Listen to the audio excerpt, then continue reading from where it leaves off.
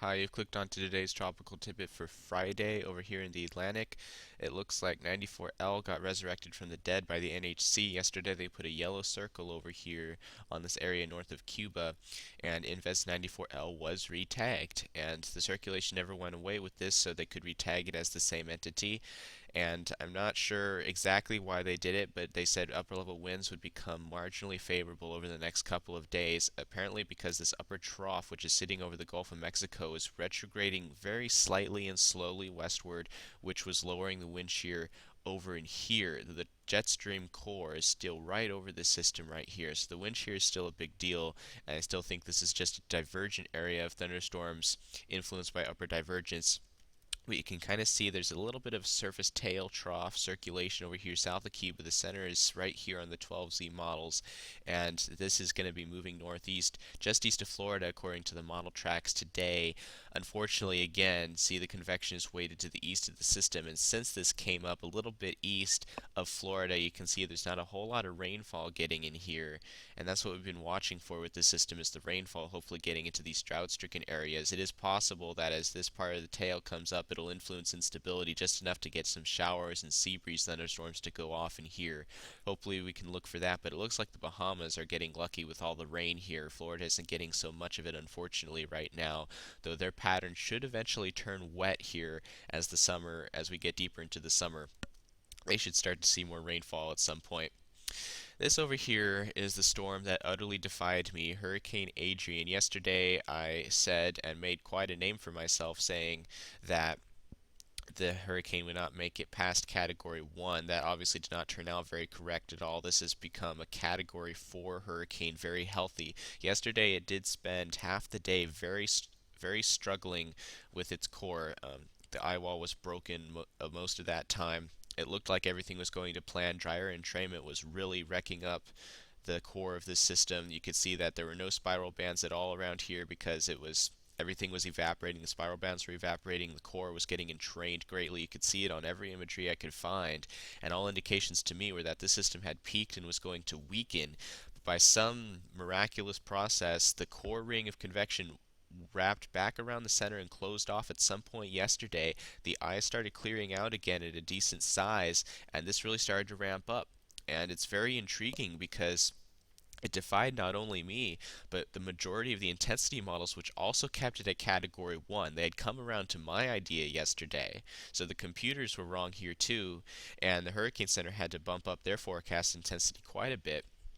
But more than that, I'm more intrigued.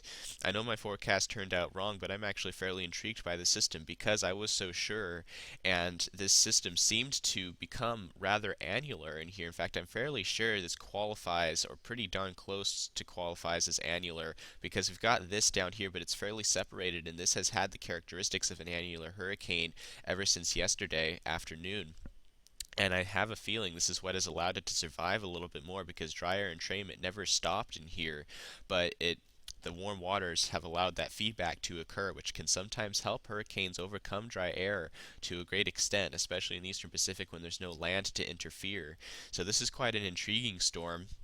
It's interesting to wonder whether the evaporation of the spiral bands on the west, north, and east sides is what helped it become nearly annular at this point, but you can see that the core convection is now finally weakening. Red's turning to greens here, and the cloud tops are warming. So as this finally moves fully into the stable and drier air mass, as sea surface temperatures start to cool northwest of this line, it will begin to weaken, and it has now peaked and will start to weaken. But a very intriguing storm, very strong for the first one of the season, and very early. So a very interesting meteorological event. So now looking over here in other news, this is the sea surface temperature anomaly map for the Atlantic Basin. Notice the warm MDR in here showing up, but what I want to show you is look at this, the cool tongue of water south of Africa in the Gulf of Guinea over here. And this is very interesting because this area has been fairly warm up until this point, and in the last several weeks it has started to cool greatly. You can see this cool tongue showing up.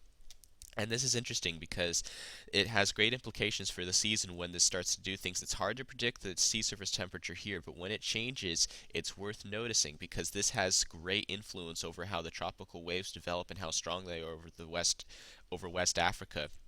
Again, remember, tropical waves they form within the African easterly jet, which is a jet stream that forms over the southern Sahel based on a temperature gradient between the very hot Saharan desert and the cooler Gulf of Guinea and the wet Sahel down here.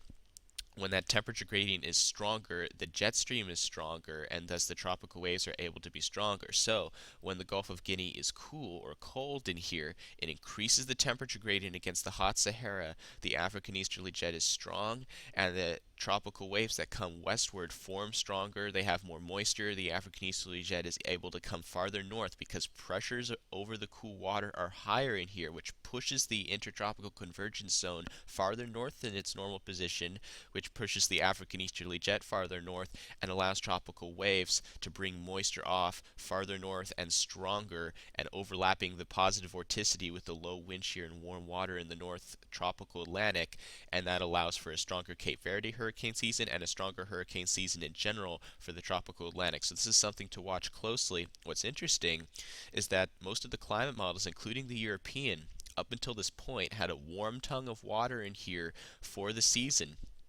in the Gulf of Guinea, which kept the high precipitation here and lower than normal precipitation in the tropical eastern Atlantic, which implied that the season was going to be inactive over there and the Cape Verde season would be a lot less compared to last year. But now you can see what the forecast is, more neutral in here, much cooler in the Gulf of Guinea, and still warm up here in the eastern Atlantic, so that when you go to the precipitation map, you've got dryness over here in the Gulf of Guinea, and look at how far north the intertropical convergence zone is and how active it is, much wetter than normal conditions indicated by the blue colors here over Western Africa, the Sahel, and the Eastern Atlantic, as well as into the Caribbean like we've been talking about. This pattern right here implies a very active hurricane season. This kind of a pattern on the European, if consistent here, would imply that we have a lot to worry about in terms of storm numbers and also threat to landfall here, because you've got a string of precipitation across the entire tropics here. So a lot can happen in a season that looks like this, which is interesting to see because this is a major turnaround from what the European was showing, and it doesn't generally flip that suddenly on these season forecasts. So it's interesting to see. And we'll continue to keep an eye on how this season continues to develop. Again, I'm expecting 15 to 16 named storms out of this season, so we'll see how this pans out.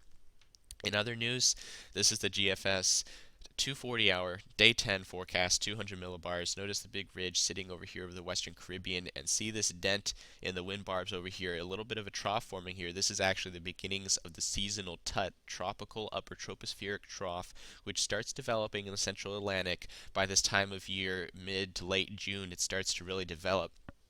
And we're used to this showing up and staying there semi-permanently for most of the summer. And what's interesting is when this forms, you can start to get these nice ridges in here, and 94L had a problem with this, where this ridge was not able to set up very nicely for it in here and migrate far enough northwest. When the TUT starts forming in here, it can help force that ridge to balloon up in here a little bit better, and you can start to get mischief down here in the northwest Caribbean and southern Gulf of Mexico a lot easier. And if we push this out to day 13, notice what happens. Here's the TUT digging in, positively tilted. Notice this ridge right in here, and then see this really nice jet stream out of the northeast here. This provides a very nice outflow channel for this area, which implies that there should be some mischief down here near the Yucatan by day 13. If this pans out, this upper ridge pattern has been fairly consistent on the GFS lately, and with the MJO coming in after June 20th. Again, the MJO will be returning to this area of the world after June 20th or around June 25th, somewhere around that time frame. This kind of a setup in here implies that there should be something going on in this area at that time, so we'll have to watch this area for tropical mischief during the last 10 days of June, or about the last week or so. Somewhere around that time frame, we may have to watch for another tropical disturbance in the northwest Caribbean or southern Gulf of Mexico. So we'll continue to monitor this pattern as it evolves. Alright, that's it for today. Thanks for watching.